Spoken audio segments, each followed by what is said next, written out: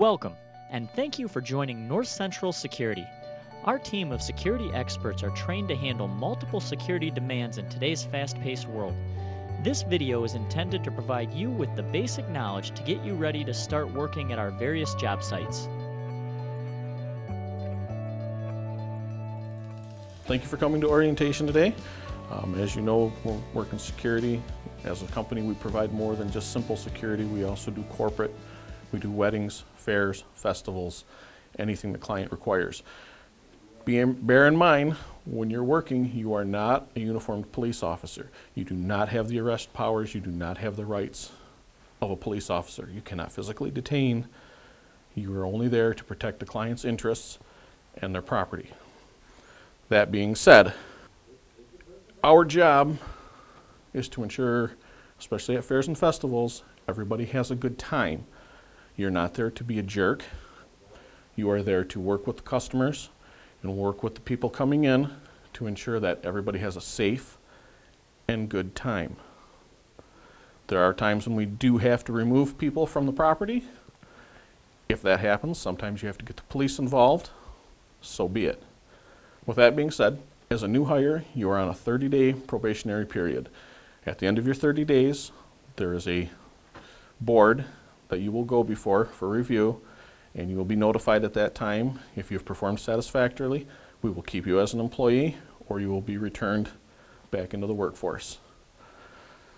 Now, let's get into the finer points. Dress code.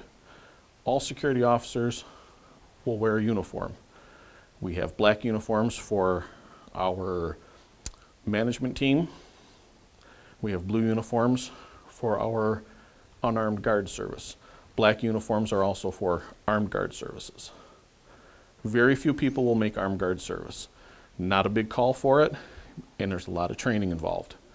Most people just want to go and work and make a paycheck. If you want to stay with the company and excel, then we will put the training into you. Your uniform is always to be neat, clean. If there's any buttons missing, you can get them repaired. If it's torn, we can replace it. If a patch comes off, we can get it fixed. If your pants, if you pop a button, if you snag a pant leg cuff and it tears up the side, please inform us. We'll get you new stuff. We want everybody looking professional. This is proper uniform attire. Black polishable shoes or boots. I can't stress this enough. Your boots should always be comfortable, lightweight. Don't be afraid to spend a little extra on your boots. After all, if you take care of your feet, they will take care of you. Pants should always be nice and clean. If it's this style is not a BDU style, the BDU style then tucks in and should be bloused over the top of the boot.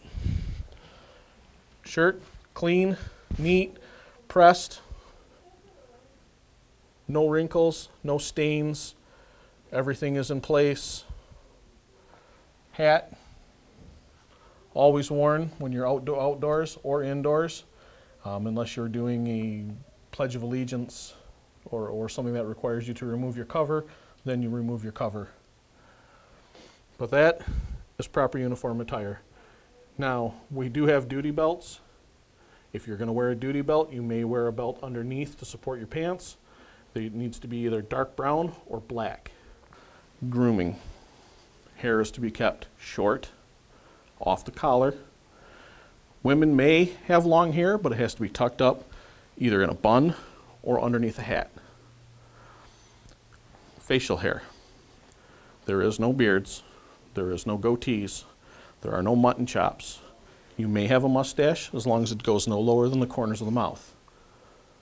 Always keep it neat, groomed, no stringy, no soup strainers. You want it nice. All right. Nails, short, keep them clean. People look at your hands. I'm one of those people that talks with my hands. Keep your hands clean. Keep your nails groomed. Keep your appearance very sharp and tight. Work ethics. Another fine point. When you're on the job, you will conduct yourself in a professional manner. You will not flirt with customers or people coming into events. You will not ever flirt with anybody. I cannot stress that enough. We have had incidences come up where it's just cost us contracts. Cannot do that. Always follow the chain of command. We have myself, we have a general manager, we have Adam Zolneric, who is our sergeant. If you have a problem, you can always come to one of us. When you're at a job site, always look for someone in a black uniform. Black uniform will always be a management person. Not everybody wears a rank insignia, but the color difference is why we do that. Timeliness, being to work on time. There's a lot to go over from job site to job site. You may enter a situation where you may be thrown at a different job site than what you're used to. We ask that everybody please be to work 10 to 15 minutes before your shift starts. That way, if there's any information that needs to be passed on from the preceding shift, you get it in a timely fashion and you're ready to start when your slot arrives. If you're slotted for 10 o'clock, you're ready to start at 10 o'clock. Not 5 after 10, not 10 after 10, holding up the person that was working before you. At 10 o'clock, he gets to go home, you get to start your job. Being courteous to others when you're working is another major priority. Has to do with your work ethics. If you're at a job site and you decide to pack a lunch and you make a mess, clean it up. Real simple. Don't leave it for the next guy coming on. Be proud of your workspace. Keep it clean, neat, organized. Same thing if you're using a company vehicle. If you go to a job site, you get the car dirty, leave McDonald's wrappers in it, just clean it out when you're done. That's all we ask. When dealing with other coworkers, treat them with respect. Don't belittle them. If they make a mistake, it's okay to point out to them that they made a mistake, but don't dwell on it. If you have a coworker that's not performing adequately to our standards, let us know. We will deal with it. You don't have to. That is our job as management. Never take it upon yourself to discipline another guard unless you are in a position to do so. Okay? All right. Chain of command, we went over a little bit earlier. Bear that in mind. Every job site is different. Certain job sites, like we have one in Sheboygan, it's called U.S. Oil. You have to do a log sheet every time you work for your entire shift. They are 12-hour shifts. You have patrol rounds you have to do. You have trucks coming in and out. I will show you the proper way to fill out a log sheet, but it has to be done every time you work. We also have other various reports. We have incident reports. If something happens and you need to write an incident report, always bear in mind your incident report needs to cover who was involved, what happened, where it happened, how it was resolved, and if there was police officers involved, you need their names, badge numbers, and if they're filing a report, always write on your incident report that a police report is to follow. It is your responsibility when you are doing the report to make sure you get the police report from the officer. It is not my job. It is not management's job. It is your job. All right. And always remember, reports are to be filled out blue or black ink.